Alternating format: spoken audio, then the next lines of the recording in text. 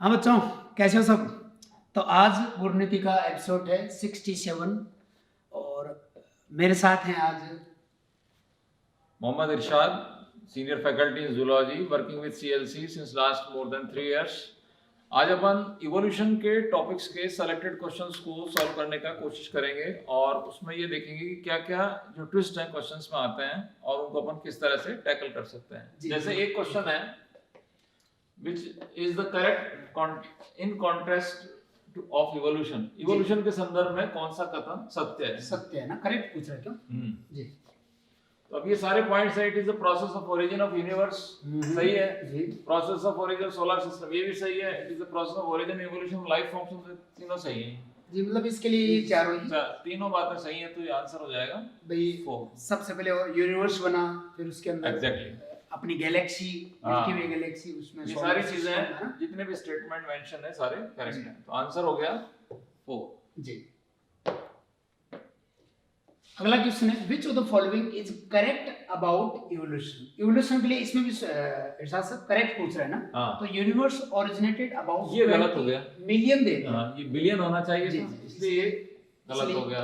और देख लेते हैं। Universe is formed by a galaxy known as milky way galaxy. अब यूनिवर्स जो उसमें तो काफी सारी गैलेक्सी हैं, तो कोई एक गैलेक्सी नहीं है। और देख लेते हैं considering A size of universe, अगर यूनिवर्स के कंपैरिजन में अर्थ के साइज को कंसीडर करें, एक बिंदी है ये सही है, ये वाला ठीक है। Big bang theory attempt to explain the origin of solar system में, ये जो है थ्योरी वो यूनिवर्स के ओरिजिन के लिए है, न कि सोलर सिस्टम के ओरिजिन के लिए। तो इसके अंदर अपने को सर करेक्ट ढूंढना है। तो पहला गलत हो गया है ना, ये भी गलत है। तो इसके अंदर अपना जो है सी देखना है। तो ओनली सी, ये वाला ओनली सी करेक्ट आंसर जी। चलें आगे। सेलेक्ट द इनकरेक्ट स्टेटमेंट जी। गलत को सेलेक्ट करना है अपने को। तो इसमें स्टेटमेंट पढ़ते हैं, earth is supposed to be originated about 4.5 billion years back. बिल्कुल ठीक है। There was no atmosphere on the early earth, absolutely correct. Water was broken into hydrogen and oxygen, ये गलत है।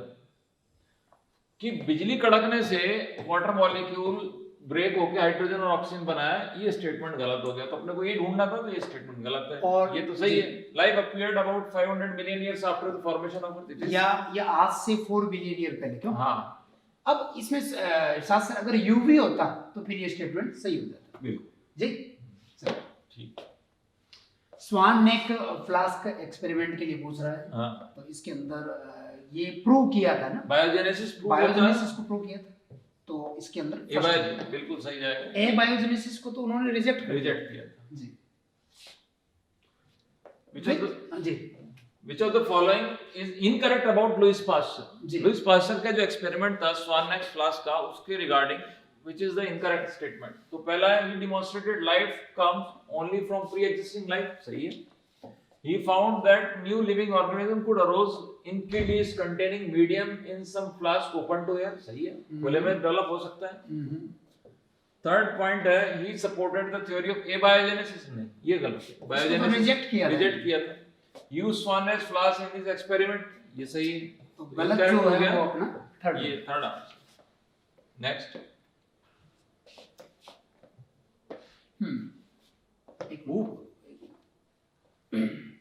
who proposed that first form of life could have originated from pre-existing non-living organic molecule? जी। किसने प्रस्तावित किया कि निर्जीव कार्बनिक अणुओं से प्रथम सजीव की उत्पत्ति हुई? तो अब यहाँ पे ट्विस्ट इतना सा है सिर्फ कि साइंटिस्ट के ब्रैकेट में जो कंट्री का नाम लिख रखा है, इसमें थोड़ा सा ट्विस्ट है। Oparin was a scientist from Russia and Haldane was from England. So answer 3 is the correct answer. बिल्कुल, मतलब कीमोजेनेसिस थ्योरी कह सकते हैं। हाँ। तो ये नेक्स्ट क्वेश्चन है, मैचिंग वाला क्वेश्चन है। तो क्यूवियर के रेस्पेक्ट में अगर हम लोग देखें तो क्यूवियर जो है वो कैटास्ट्रोफिज्म, तो ए का 4 लिख दीजिए आप उधर, ए का 4। एरहिनियस जो है वो पेंसपर्मिया के रेस्पेक्ट में हो गए, और लुइस पास्टर जो है वो बायोजेनेसिस यानी सी का फर्स्ट, और डार्विन जो है वो पैनजेनेसिस के रेस्पेक्ट में। एग्जैक्टली। तो 4 2 1 3 second is the correct answer. ये थ्योरी के रेस्पेक्ट में था।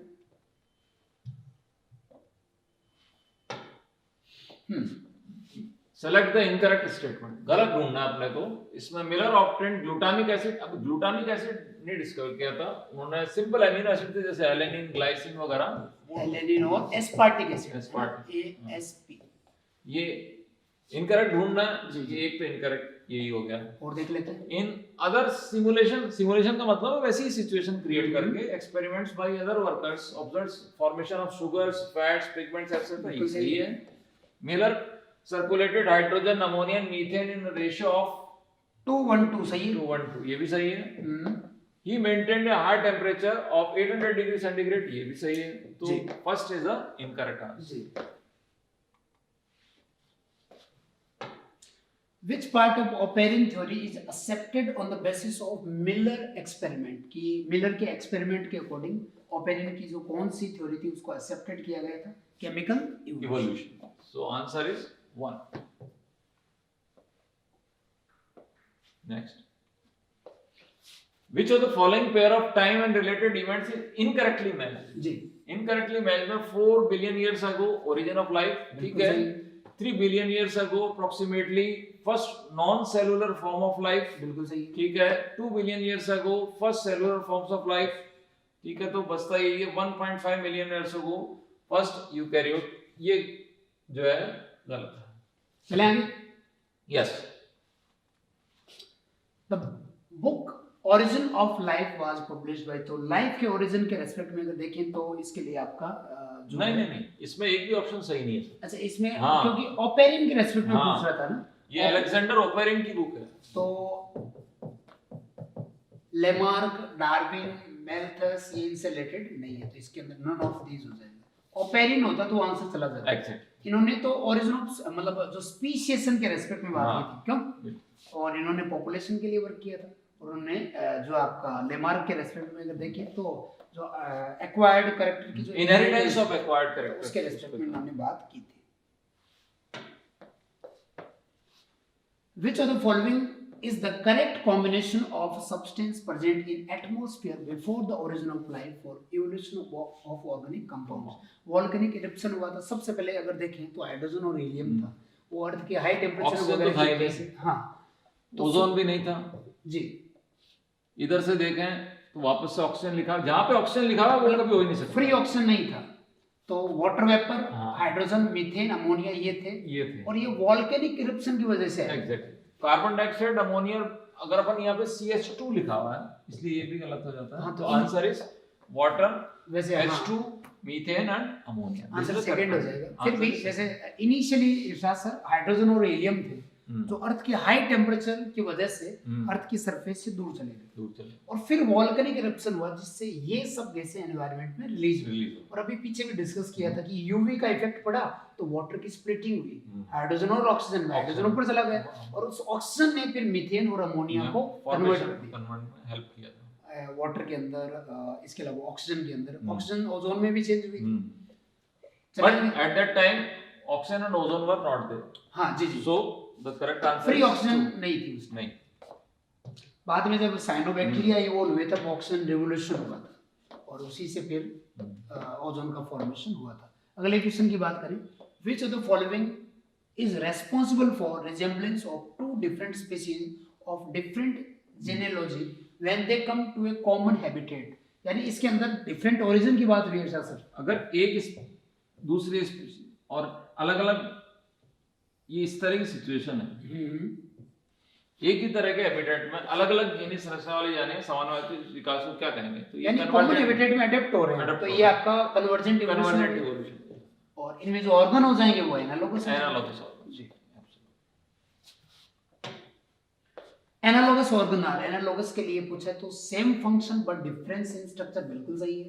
Found in species having different ancestry, ये भी सही है। और evolve as a result of adaptive convergence. Adaptive convergence का मतलब एक कॉमन हैबिटेट के अंदर वो अडैप्ट होने के लिए अपनी डिफरेंट स्ट्रक्चर को सेम फंक्शन के लिए काम में लेगा। तो ये सारी बातें सही साबित होती हैं जी। Answer is 4। The first organism appeared were जी एनारोबिक ऑटोट्रॉफ्स। ऑटोट्रॉफ्स का तो जमाना ही नहीं था उस टाइम, ये तो हो ही नहीं सकता।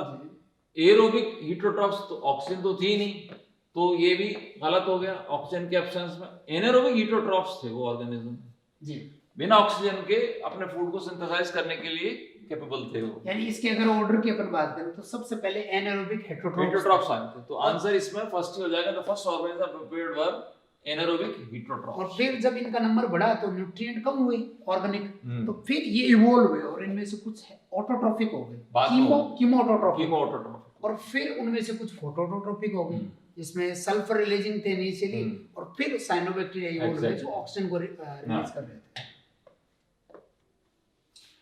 यहाँ पे जो दिया गया है इरशाद सर, तो इसमें ये दोनों ही एग्जांपल एनसीईआरटी के और ये होमोलोगस स्ट्रक्चर को रिप्रेजेंट कर रहे हैं। तो इसमें होमोलोगस ऑर्गेनोज आएंगे और इवोल्यूशन का जो टाइप था वो जो है डाइवर्जेंट। तो फर्स्ट एंड थर्ड दोनों। Fourth is the correct answer. Next, which of the following is not a set of organs which developed as a result of convergent evolution? जी, निम्नलिखित में से कौन सा का समूह अभिसारी उत्पन्न नहीं हुआ है? तो sting apparatus of honey bee and scorpion, ये दोनों होमोलोगस ऑर्गन है। आइज ऑफ लॉलिगो और ऑक्टोपस, ये एक से हैं, दोनों मोलस्क हैं, लॉलिगो और ऑक्टोपस, इनकी आइज एक सी होती हैं, तो ये होमोलोगस है, न कि analogous.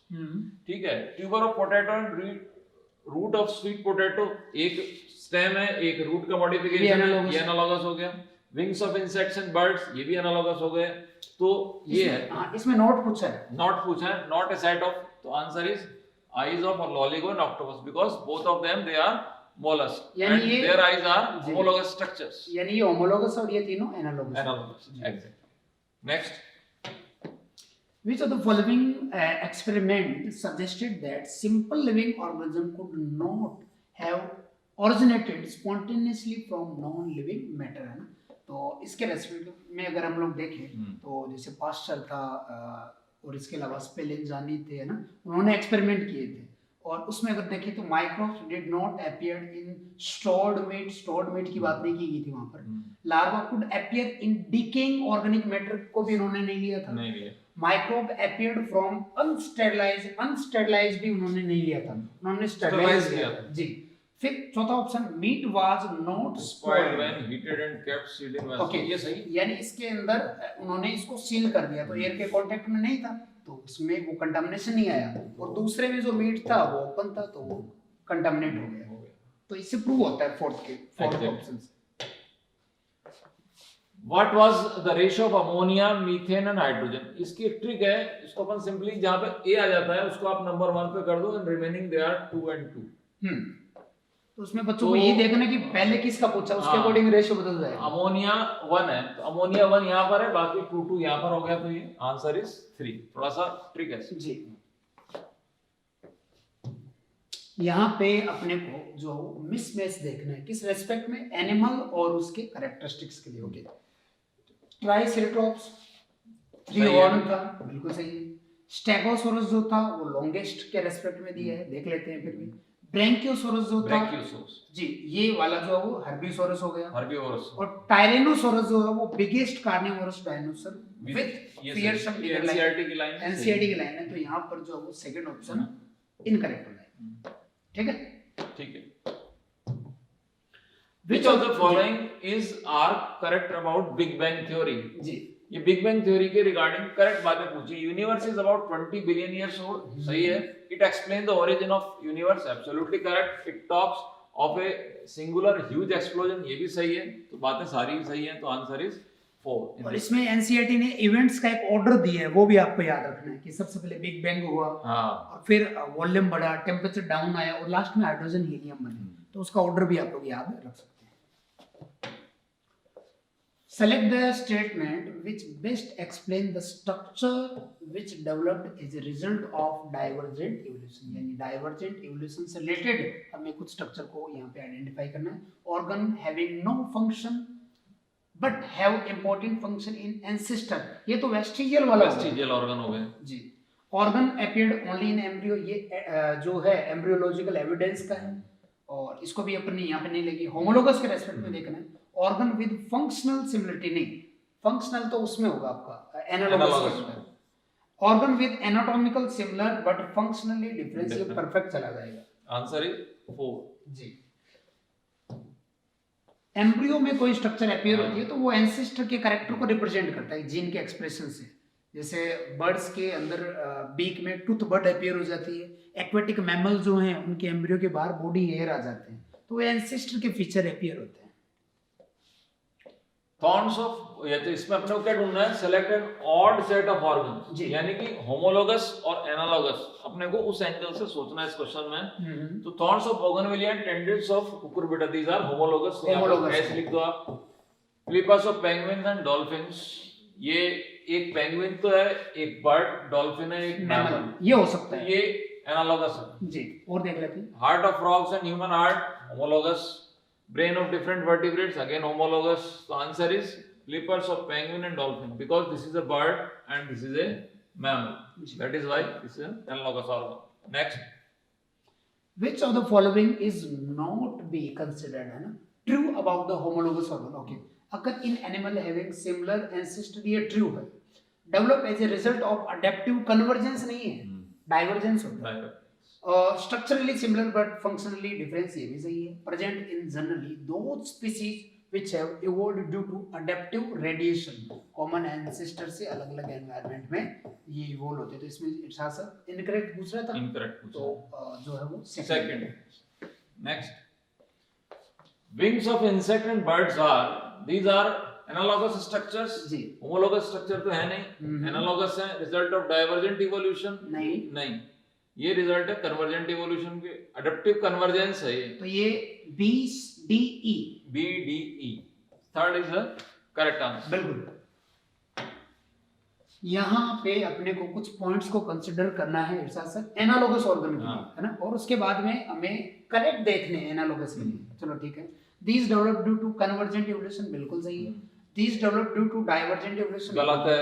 These developed in animal having different ancestry, सही है। बिल्कुल सही है। These developed to perform different functioning, Similar same function, तो ये वाला गलत हो गया। तो answer is A A and C, B, C, A and C, A and C, first is the correct answer. बिल्कुल। Thyroxine occurs as a development of hormone in different vertebrates which indicates, thyroxine क्या है, एक molecule है, तो ये show करता है molecular homology, बिल्कुल सही है, एनालॉजी तो हो ही नहीं सकती। Divergent evolution of vertebrates, absolutely correct. So both first and third they are the correct answer. ये एनालॉजी नहीं है, ये होमोलॉजी, यानी सेल लेवल पे भी ऑर्गेनिज्म जो है वो होमोलॉजी रिप्रेजेंट कर सकते हैं इंटरनल जो बायोमोलिक्यूल उनके रेस्पेक्ट में। नेक्स्ट, ओड वन देखना अपने को। Wings of butterfly and wings of birds convergent, thorn of bougainvillea and tendril of cucurbits, ये होमोलॉगस है। होमोलॉगस। और देख लेते हैं। हार्ट ऑफ ह्यूमन, ये होमोलॉगस, ये भी होमोलॉगस है। Brain of bird, brain of human, ये भी होमोलॉगस है, यानी तो आंसर इज 1। जी। Next, select the process by which man has obtained many breeds of plants and animals in agriculture, horticulture, food and security। तो ये natural selection तो हो ही नहीं सकता, ये तो आर्टिफिशियल सिलेक्शन है, आर्टिफिशियल ब्रीडिंग से मिला है ना अपने को जी। रैंडम ब्रीडिंग से कभी ऐसा हो ही नहीं सकता, तो ये आंसर इज आर्टिफिशियल ब्रीडिंग। बिल्कुल। कनेक्टिंग लिंक है और उसमें अपने को मिसमैच में नॉन करेक्टली मैच देखना है ना। नियोप्लिना की अगर हम लोग बात करें तो ये कनेक्टिंग लिंक है एनालिड और मोलस्क का, बिल्कुल सही है। पेरिपेटस लिंक है एनालिड और ऑर्थोपोड्स, ये भी सही है। प्रोटेरोस्पोंजिया है पोरीफेरा और प्रोटोजोआ और पोरीफेरा के बीच, तो ये नाइडेरियन की वजह से गलत हो गया। काइमेरा बोनीफिश और आपका कार्टिलेजिनस फिश के बीच में कनेक्टिंग लिंक है, तो ये थर्ड वन ऑड हो गया। When evolution of many similar species occurs starting from many points and literally coming to common area, ये वाला इस तरह का एक एरो ये शो करता है कन्वर्जेंट इवोल्यूशन को, ये अडेप्टिव कन्वर्जेंस है। तो यही हो जाएगा, यही हो जाएगा जी। Second, sometimes a newborn baby may have a small tail, atavism है, अपने एंसेस्टर के कैरेक्टर्स को रीअपीयर करना, क्योंकि वो जीन नहीं निकलते, वो जीन अभी भी हाँ जीनोम में है, इसीलिए वो कैरेक्टर कभी भी अपीयर हो सकता है, एक्सप्रेस हो जाता है, एक्सप्रेस हो सकता है एक्सीडेंटली, तो वो एटाविस्टिक कैरेक्टर हो जाता है। नेक्स्ट, ओके, यहाँ पे कुछ फोर लिम्ब की जो मैमल से के रेस्पेक्ट में बोन दी हुई है। For these mammals the number, position and shape of bone must likely indicate that they may have develop in A common environment, नहीं, ये डिफरेंट एनवायरनमेंट में अडेप्ट होने के लिए वर्क कर रही है।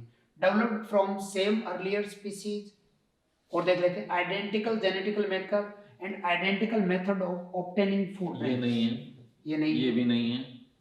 सेम अर्लियर स्पीशीज और कॉमन एनवायरनमेंट में होगी नहीं, तो ये आंसर आ गया, developed from same earlier species, बिल्कुल, यानी common ancestor common. Which of the following is the reason for evolution of resistant varieties of pathogen and pest in lesser time period? ये तो इंसानी दखल से हुआ है, सीधा सीधा ह्यूमन इंटरवेंशन है, तब जाके ये प्रोसेस अपन देख पा रहे हैं। तो ये क्या है? Artificial selection, faster rate of mutation, anthropogenic activities हैं बेसिकली जो उसका रिजल्ट। और ये एनसीईआरटी में natural selection as a evidence जो है उसमें दिया है, उसमें इंडस्ट्रियल मिलेनिज्म भी है, उसमें हर्बिसाइड पेस्टिसाइड रेजिस्टेंस जो हर्ब पेस्ट है वो भी है, और ये बैक्टीरिया भी है, और तीनों ही एंथ्रोपोजेनिक का है। और इसमें एक बच्चे ये भी याद रख सकते हैं कि तीनों ही जो है वो डायरेक्शनल टाइप का नेचुरल सिलेक्शन शो करते हैं। Exactly. Some embryonic stage of birds develop tooth bird, है ना, और इट रिप्रेजेंट, ये अभी अपन ने बात की थी बायोजेनिक लॉ, ऑन्टोजेनिक रिकैपिटुलेट भी है। तो आंसर इज बोथ 2 and 3। वही बात है साथ सर कि एंसेस्टर के जीन अभी भी हैं जो कभी एक्सप्रेस हो जाते हैं, कभी भी एक्सप्रेस जी, उसी का result. Who proposed that ontogeny repeats phylogeny? ये साइंटिस्ट थे हेकल जी, हालांकि ये कंसेप्ट बाद में रिजेक्ट कर दिया रिजेक्ट हो गया। गया। नेक्स्ट, फर्स्ट लिविंग ऑर्गेनिज्म हेटेरोट्रोप था, और अच्छा इसके अंदर ऑप्शन देख लेते हैं। फर्स्ट लिविंग ऑर्गेनिज्म वर प्रोटोबायोंट, यूबायोंट, माइक्रोस्फीयर, कोएसरवेट। तो यहाँ अगर फर्स्ट लिविंग की बात करें अपन लोग तो यूबायोंट को मान लेते हैं, हालांकि वो ट्रूली लिविंग नहीं थे, लेकिन फिर भी इस इन ऑप्शंस में अगर इस तरह का कोई ऑप्शन आता है तो उसमें अपन इनको मान लेते हैं, बाकी अदरवाइज एक्चुअल में नहीं। हाँ, बाकी ये दोनों इसी के अंदर आते हैं। बाद में बताया गया कि हो सकता है कि ईओबायोंट जो वो तो न्यूक्लियोप्रोटीन है, और वही माइक्रोस्फीयर जिसमें ट्रू मेम्ब्रेन थी, ये दोनों आपस में मर्ज होकर के फर्स्ट सेल में इवॉल्व हुए हो, इसलिए अपन ईओबायोंट्स को कंसीडर कर लेते हैं। Which of the following combination of material was circulated in Miller's experiment? तो इसके अंदर जो सब्सटेंसेस थे, ये हाइड्रोजन और मीथेन तो अकेली थी नहीं, हाइड्रोजन, मीथेन, अमोनिया ये भी नहीं थे, एमिनो एसिड नहीं, इसके अंदर बेसिकली एमिनो एसिड भी नहीं थे, तो ये बचता है hydrogen, ammonia, methane and water vapour थे, वो दूसरे चैम्बर से आ रही थी। Answer is 3। Which of the following is cannot be considered as a connotation theory of special creation? ये सुपरनेचुरल पावर की वजह से था। इसके अकॉर्डिंग अर्थ 4000 साल पुरानी थी, ये भी सही है।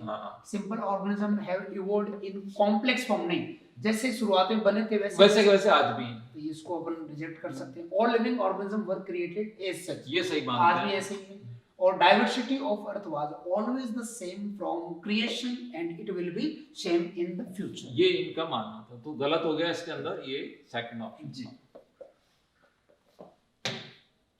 The sequence of origin of life could be organic material, इससे inorganic material, ऐसा नहीं हुआ था, पहले inorganic material था, ये गलत है। Inorganic material, organic material, colloidal aggregate, eubiont cell, ये ठीक लगता है, ये परफेक्ट है। और देख लेते हैं inorganic material, organic material, eubiont cell, colloidal aggregate, ये लास्ट में दे दिया, आ ही नहीं सकते। Organic material, इन्होंने ये भी नहीं हो सकता, तो answer is second. Next, information molecule to get evolve first on the primitive earth was, कि इनमें सबसे पहले कौन सा बना था? तो सबसे पहले ये बना था आरएनए, जो कि एंजाइम की तरह भी काम कर सकता था, और उसी वही बाद में डीएनए में चेंज हुआ। ज्यादातर ऑर्गेनिज्म में जेनेटिक मटेरियल के रूप में एस्टेब्लिश हो गया स्टेबिलिटी की वजह से जी। How can a person look back in the time? By observing a plant, नहीं, ये एनसीईआरटी की लाइन से, by observing an animal, by looking stars, star, ये सही है। एनसीईआरटी की लाइन है कि जब भी रात को आसमान में देखते हैं तो हम हमारे पास्ट में देखते हैं, क्योंकि स्टार हमसे काफी दूर हैं और उनसे जो लाइट चली थी उसको हम तक आने में बहुत टाइम लग गया है। तो हो सकता है आज जिस स्टार को हम लोग देख रहे हैं वो अपनी उस पोजीशन में हो ही ना, क्योंकि उस लाइट को चले हुए काफी टाइम हो गया, इसलिए हम कहते हैं कि हम हमारे पास्ट में देख रहे हैं। तो थर्ड आंसर हो जाएगा। Huge clusters of galaxies comprising the universe, and each galaxy contains, each galaxy contains the stars, clouds of gases, dust, and all of these सब चीजें आ जाती हैं, ये सब इसके अंदर आ जाती है। Answer is 4। Which of the following was not condition of primitive earth to support the process of chemogenesis? तो एक तो ऑक्सीजन नहीं थी उस तरह, हाई टेम्परेचर था, वॉल्केनिक स्टॉर्म्स थे, रिड्यूसिंग एनवायरनमेंट था वहां पे, oxygen and formation of ozone layer नहीं, ये साइनोबैक्टीरिया ये हो सकती है, ये वॉल्केनिक इरप्शन से था। तो आंसर हो जाएगा, अच्छा नोट पूछ रहा है, नॉट पूछ रहा है तो थर्ड आंसर हो जाएगा। Which of the following condition of primitive atmosphere was not simulated in the experiment of Miller? कौन सी चीज थी जो मिलर के एक्सपेरिमेंट में नहीं शो की थी या नहीं दर्शाई थी? तो हाई एटमॉस्फेरिक टेम्परेचर शो किया था, क्योंकि 800 डिग्री सेंटीग्रेड मेंटेन किया था उन्होंने। Rainfall and evaporation from ocean, water vapour उन्होंने दी थी, बिल्कुल सही है। Release of lava from volcanoes, ये नहीं दिया था उन्होंने, इसका सिमुलेशन नहीं था। ऐसा कहीं नहीं था उस एक्सपेरिमेंट में कि कहीं ये निकलता बताया हो, कहीं से लावा निकल के और ये वो इलेक्ट्रोड से था, वो इलेक्ट्रोड से लाइटनिंग थी, स्पार्किंग से। और उन्होंने जो था रेनफॉल उसको कंडेंसर से शो किया था, हाँ, है ना? हाँ, ये वाला नहीं था, ये तो कंडेंसर था ना, तो ये वोल्केनिक इरप्शन नहीं शो ये किया। थर्ड आंसर हो जाएगा। देख Which of the following structure cannot be considered as the rudimentary organ or in human, यानी वेस्टिजियल स्ट्रक्चर कौन सी नहीं है वो देखनी है अपने को। तो थाइमस नहीं है, बॉडी हेयर के रेस्पेक्ट में देखे तो ये है, क्योंकि एंसेस्टर में पूरी बॉडी पे थे, पर हमारे अंदर कुछ पार्ट में ही है। ईयर पिन्ना की मसल होती है, नेल्स नहीं होते हैं, और निक्टिलेटिंग मेम्ब्रेन ये है, और ये वाली नहीं है, ये वाली हो जाएगी। तो उस हिसाब से बी ई एंड एफ। इसमें पूछ कह रहे कैन नॉट भी पूछ रहे हैं, तो कैन नॉट भी में तो फिर थाइमस हो जाएगा। A C and D, C and third answer. The event which was mainly responsible for increasing the oxygen in the atmosphere was, तो ऑक्सीजन का जो लिबरेशन हुआ था, origin of prokaryotes, use of water in photosynthesis, water in photosynthesis जो था without कह रहा है, इससे गलत हो गया। हाँ, क्या without?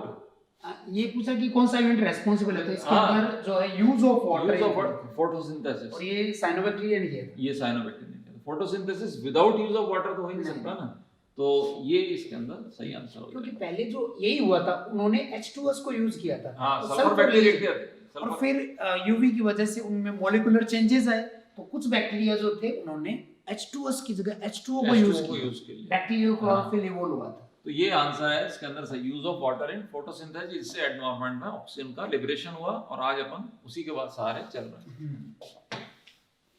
Which of the following was probably the first self-replicating molecule of Earth? तो ये अभी भी पहले भी आया था आरएनए के लिए, ठीक हो गया।